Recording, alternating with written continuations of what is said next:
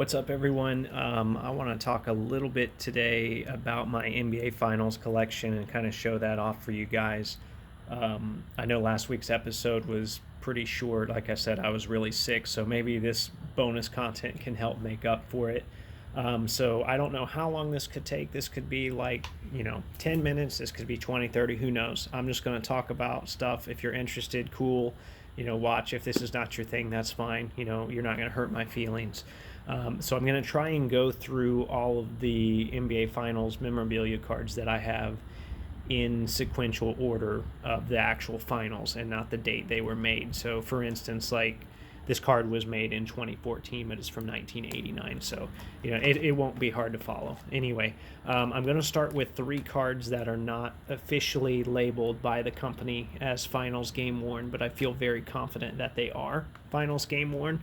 The first one is this Tracy McGrady National Treasures patch, and this card came out in 2016, and it's from the 2013 season, and I feel very confident that any Tracy McGrady Spurs material is finals worn, because the only Spurs jersey I ever saw them use was a black jersey in the finals cards, and then they added some of these in a retro series later on.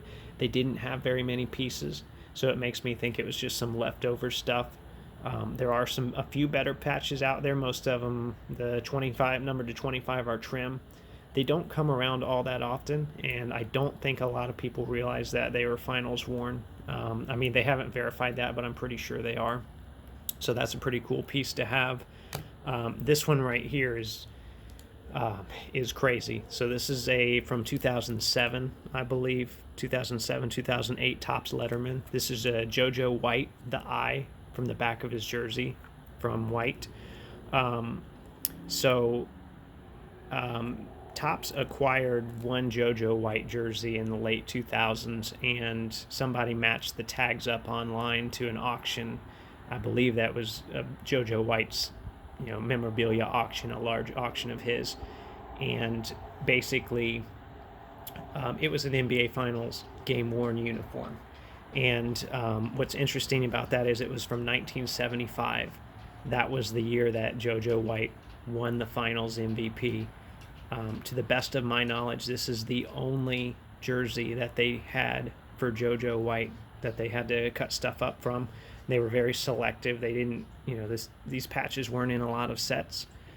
So to have the eye from an NBA Finals uniform, I feel very certain that this is from a Finals uniform from the year he won MVP, to me is incredible. This is an incredible piece of history. It's worth a lot more to me than I paid for it, which, by the way, I got a really good deal on it. This last one here, this is from Andrew Bynum. There are 10 cards in this print run. I've seen 3 or 4 others that have pieces of the Larry O'Brien trophy, so I feel very confident that this is a legitimate card. It's from the NBA Finals. It's actually from a warm-up, because I was able to track down pictures of a player wearing a similar warm-up. So this is like kind of piping that they had on the side of the warm-up. It was from one of the road games they played in Orlando. So whatever year that was, I honestly don't remember. It was in the 2010s, though, somewhere in that time frame. I want to say it was 2010, but I'm not 100% certain on that. So that's pretty cool to have that.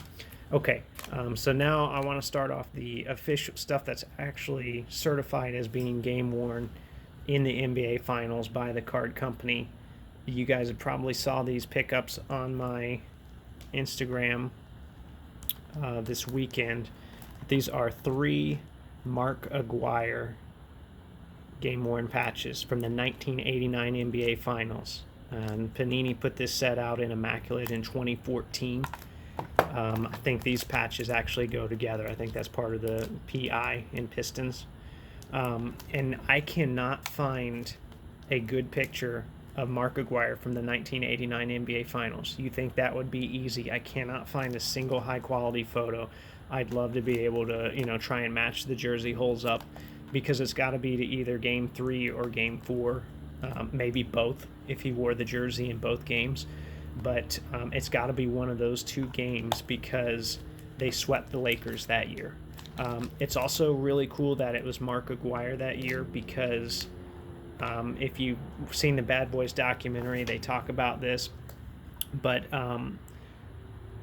Adrian Dantley was a part of that team up until February. There were a lot of chemistry issues between him and Coach Daly, him and management, and most importantly, him and Isaiah Thomas.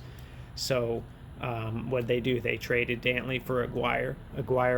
He also had a bad reputation in Dallas, but he was one of Isaiah's buddies. So, it worked out in the end. Obviously, they won the title. They swept the Lakers. Magic got hurt in that series. That helped him out as well, but they probably would have won anyway.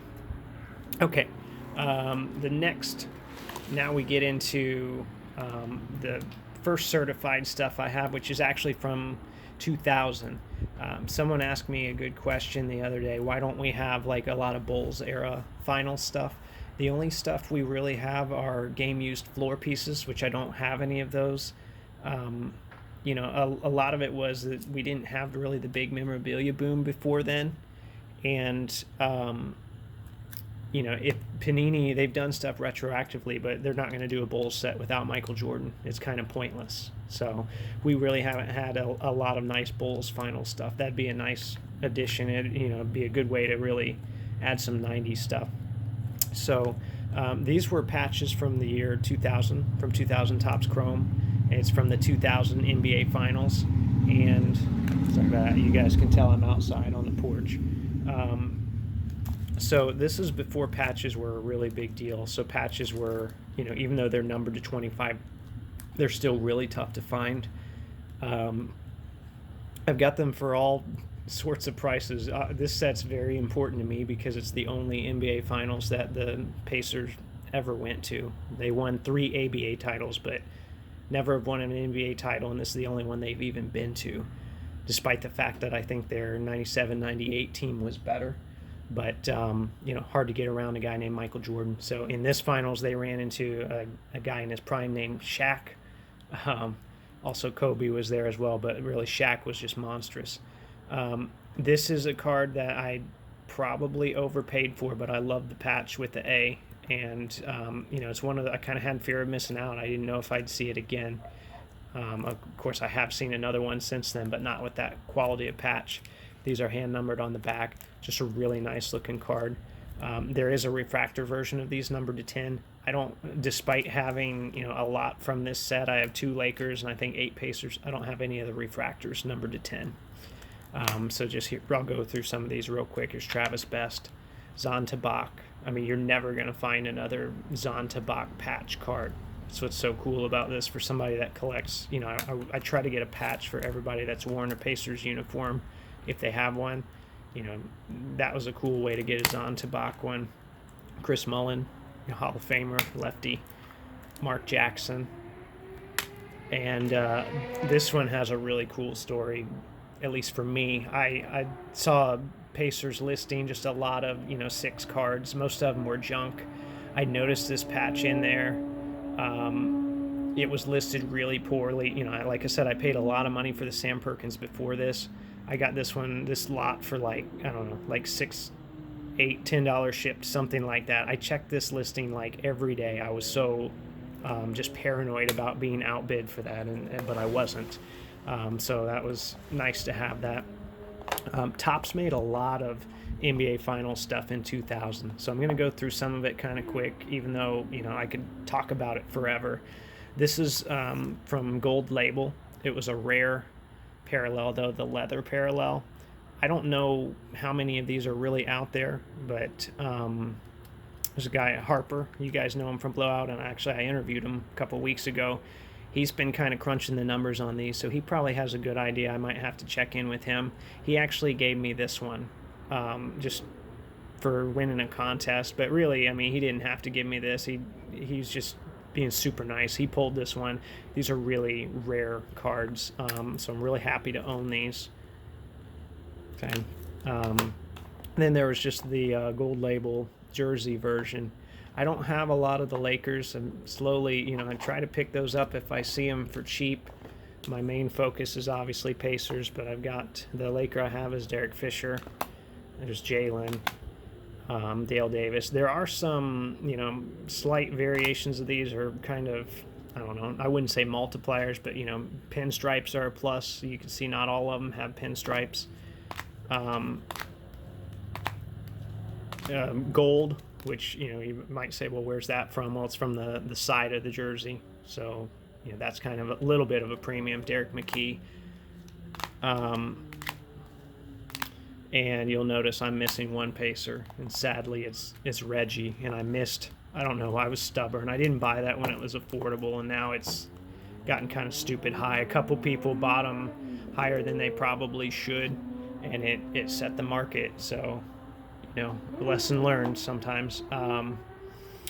The Lakers set is interesting, though. The Lakers have home and away versions of these. The Pacers only have the home ones. I wish they told us what game they came from. I wish we knew where the logo men went. They didn't even use all the patches and other products. So times have changed quite a bit. Definitely a more difficult version was in Top Stars that year. It's a really cool looking set, though. So I'll go through those quick.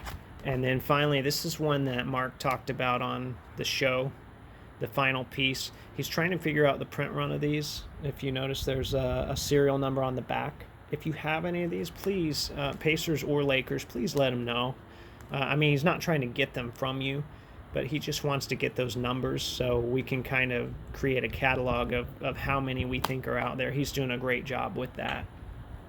Okay, let me move some of this out of the way as we move out of 2000. And I don't have a lot of these sets from 2001. The finals were boring those years with Philly. Philly won game one, and people got really excited, but then it was just total Lakers domination after that. But I did pick up Dikembe because Hall of Famer, and then I think I got this one at a show. So if I see him at a show for cheap, I try and grab him. I do like this finals journey set as well. I believe this is from the 2001 finals. The Sixers ones, a few of them do have patch pieces. I don't know what exactly from. This is probably from just the trim or the piping or the waistband or whatever. I definitely try to pick up the patch pieces if I see those. They usually don't cost much. Just not a lot of them out there. Todd McCullough, just not a lot of huge names in that. And then we didn't get, I'm probably missing some finals cards. I don't have everything, but we didn't really get finals cards until 2005. And I really like this set because I'm salty about the Pistons. The Pacers were very strong in 2003 and 2004. And obviously the brawl, and the Pistons beat us one year. The brawl happened the next year. The Pistons beat us again. Reggie retired, and I had a lot of horrible feelings about the Pistons, and still hard to get rid of those. But then to watch the Spurs take them out was very satisfying for me. I will say that. So I was glued to the TV watching the Spurs take them down. So we have Tony Parker, Glenn Robinson, big dog. A lot of people forget he was on that team. Then I do have some of the Pistons: Ben Wallace, Tayshaun, Darko, Eldon Campbell, Darvin Ham. I think these are all numbered to 133. Yeah, 133. And then there were some autographed versions as well. I think these are out of 50. Yeah, the only one I have here is Bano, but I know Duncan has one, and it is not cheap. It's a very popular card, very sought-after card for Duncan collectors, and you can understand why, because there's significance to it, even if it does have a lot of people don't think these stickers are appealing, but that was normal for Topps at the time. The next year, these both came out of a product that only ran for 2 years called Topps Big Game, which I love that product. There's a lot of dud cards in that product, but then there's a lot of amazing cards too. But this next year had only had Heat patches, even though they played the Mavericks that year in 2006. We only had Heat patches. The jersey cards themselves were numbered to 99. The patches were out of 50. So you can see there's Shannon Anderson. I have a few nicer ones as well from that year. Let me see what I got here. This one, I've had a lot of people ask me about this. This is definitely not going anywhere. Dwayne Wade patch auto. It is a sticker auto, but it's still a nice looking card. I mean, Dwayne Wade, this is kind of when he came into his own and he carried Shaq. So really cool card, 29 out of 50. I have a couple Shaqs. I've missed out on some more. I don't need any more, but if I see one that's got a nicer patch, I try and grab it. Gary Payton, can't argue with the Hall of Famer. And then Udonis Haslem, he's been a big part of Heat history. So nice to have those. Okay, then we had a pretty big drought as far as finals cards go. We had like 6 years where we didn't get anything. So, Panini didn't start until I think the 2012. Was it 2012? The 2013 finals. I'm trying to think. Actually, they did. They did have a few cards that I can't find that are pieces of like basketballs and nets for the Mavericks and also for the Heat. Those are really rare. I wish I could find them. I can't. These are just some basic jersey cards. I'm not going to take them out because they're kind of hard to get open, but I really like having Danny Green because Danny Green, if you watch the 2013 finals, he was huge for the Spurs. I mean, he went off, and that's kind of why you still want Danny Green on a roster. He's not always great, but man, it's like he's going to win one game for you. And I always felt that with the Raptors. We've already seen that with the Lakers. He's contributing. He's winning games for him. Okay, so we're still on the 2013 finals. This was a card that came out later. I'm going to do all the nice patch booklets at the end, so I'm going to go through all the years and then go back to the patch booklets. So I'm not really done with 2012 and 13, but so Mike Miller was not included in the 2013 booklets for some reason, but I guess they had the jersey. I don't know, there was only a certain allotment that they could do or whatever, but it's a really nice Mike Miller card. Actually, I think I bought it off of Adam, the 27 guy on ComC. Nice little touch here. They did put the 2013 finals logo on it, even though the card's from 2016. Really nice looking set. I have a couple others as well. I was really lucky to get Cory Joseph, especially 2 letters. I really like letters. There are a couple Spurs collectors that make Spurs cards just insanely hard to get. So if I see them and they're reasonable, I grab them. I can't always afford them, but if I see them, I get them. Tiago Splitter. This was a gift from, I believe, Jeff got this for me. If not this one, he's got a couple for me. Jeff Kukoc, ITB. Thank you, Jeff. Appreciate that. The 2014 NBA Finals. This was another immaculate set, special, I think called Special Edition or something like that. Special event materials. Tim Duncan, even though I'll take trim, it's Tim Duncan, I'll take it. This is kind of a sneaky NBA Finals card that doesn't really say NBA Finals on the front, but it's game dated, and you can see that the date was June 8th, 2014, and he's wearing the Finals patch. This is Boris Diaw. Fun story about him, I lived in Charlotte when he was on the Bobcats, and we'd see him riding around on a Segway, and he'd walk his dogs in the park with the Segway. It's always interesting. And then you guys know that I love my nameplates. So I got some of those here. Not the most desirable names, but, I can't... I'd rather have quantity. Like all of this stuff I probably couldn't even trade for a LeBron letter. So I'd rather just have the quantity, even though the LeBron would be an incredible piece of history. Kendrick Perkins. I'll show you the Perkins booklet later. They didn't even have a picture of him with the jersey on. They had the warm-up on that because he got so little time in that series, but it counts. Dellavedova. I buy the guys that have tons of letters in their name. 11. Tristan Thompson. And yes, Tim has seen this. And then Sean Livingston. I got really lucky on this one. I made a quick early offer. And the guy took it. That's my first Warriors letter. It took me a long time to get that. And it's the first letter of his name, which is really cool. Okay. We got some more, just some jersey booklets here. These are really nice. I'm not going to take them out, though, because they're just kind of a pain to get in and out of these. But thank you to Adam, Ike Love, or the Rodman Gallery, who gave me this one. And then thank you to Clips and Balls, to Kyle, who gave me this one. Thanks, guys. All right. Now we're on to the booklets here. Let's start. I think I want to start on this side.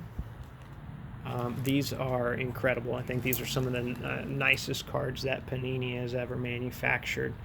And I wish you could see these in person, because they're acetate and they look way better out of the holders, but I'm just not going to take all this stuff out. And the more I touch this stuff, the more I damage it.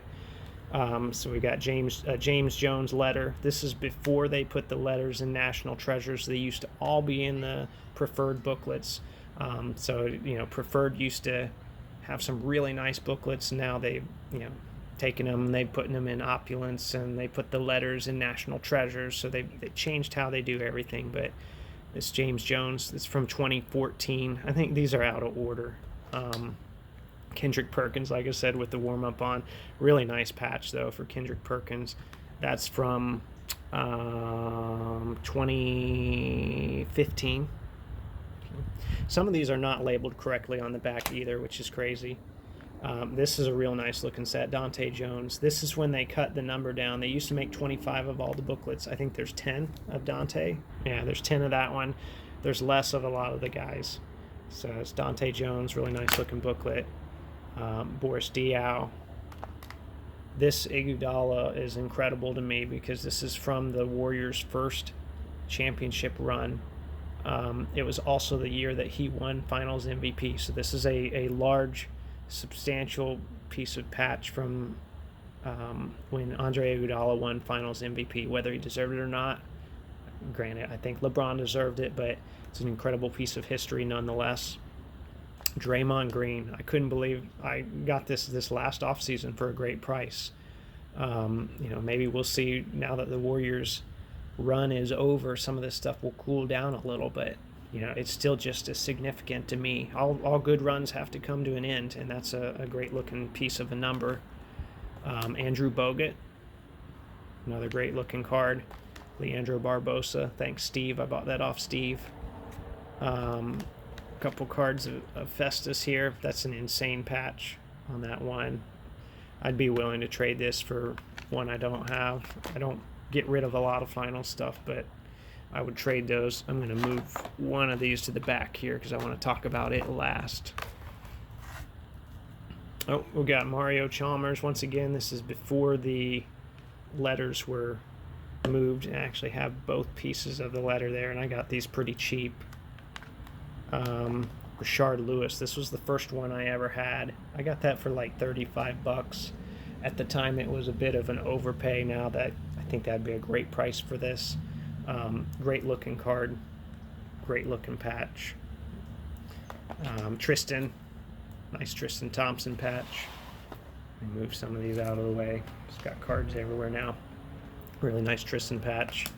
Mozgov. So I'll take any caliber player. Mozgov again. I would definitely trade this one for one I don't have.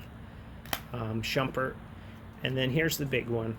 I had to have one big one to really legitimize the whole thing and kind of legitimize my booklets.